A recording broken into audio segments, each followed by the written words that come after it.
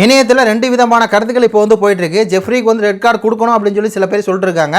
இன்னும் சில பேர் என்ன சொல்கிறாங்க அப்படின்னா, ஆல்ரெடி ஜெஃப்ரிக்கு வந்து ரெட் கார்டே கிடச்சாச்சு அப்படின்னு சொல்லியிருக்காங்க. அது என்ன அப்படின்னு சொல்லி பார்க்கும்போது, இந்த ஒரு ஃபோட்டோ பார்த்தீங்கன்னா தெரியும். ஜெஃப்ரியும் சாச்சனாவும் எந்த அளவுக்கு வந்து பார்த்தீங்கன்னா விளையாடுறாங்க அப்படின்னு தான் சொல்லணும். அப்படியே வந்து பார்த்தீங்கன்னா ஜெஃப்ரி வந்து சாச்சனாவை அப்படியே தூக்கி சுற்றுறான்.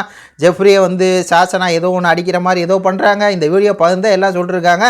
பார்த்தீங்களா, இந்த வீடியோவில் வந்து ஜெஃப்ரி சாச்சனாட்ட எல்லாம் மீறிட்டான், அதனால கண்டிப்பாக ரெட் கார்டு கொடுக்கணும் அப்படின்னு சொல்லிட்டுருக்காங்க. இன்னொரு பக்கம் எதனால் ஜெஃப்ரிக்கு ரெட் கார்டு ஆல்ரெடி கிடச்சிருச்சுங்கிறாங்கன்னா, ஜெஃப்ரியை வந்து சாச்சனா நான் உன்னை அடிச்சிருவேன் நான் அடித்தேன் அப்படின்னா இடத்துல பட்டுரும், நீ வந்து ஆள் காலி அப்படி சொன்னவங்க. வடிவேல் எப்படி கோவை சார்லாட்ட வந்து அடி வாங்குவாங்களோ அதே மாதிரி ஆல்ரெடி ஜெஃப்ரியை வந்து வடிவேலுங்கிறாங்க.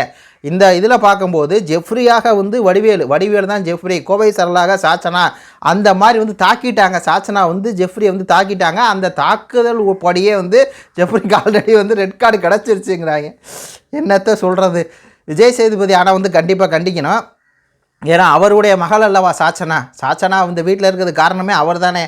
3வது வாரமே வெளியே போயிருக்க வேண்டிய சாச்சனா, முதல் வாரமே வெளியே போன சாச்சனா உள்ளே வந்து இவ்வளோ நாள் இருக்கிறது காரணமே அவங்க அப்பா தானே.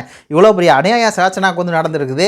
ஆல்ரெடி ரெட் கார்டு ஜெஃப்ரி கிடச்சிருந்தால் கூட இந்த ரெட் கார்டு கண்டிப்பாக கொடுத்தேன். ஏன்னா இப்படி எப்படி தூக்கி சுற்றலாம் சொல்லுங்கள். ஒரு விஜய் சேதுபதி பெண் மேலேயே கை வச்சிட்டாயா, எப்படி கை வைக்கலாம் அப்படிங்கிற மாதிரி தான் எல்லாம் கேட்டிருக்காங்க. இது குறித்து உடைய கருத்துக்களை சொல்லுங்கள். நன்றி, வணக்கம்.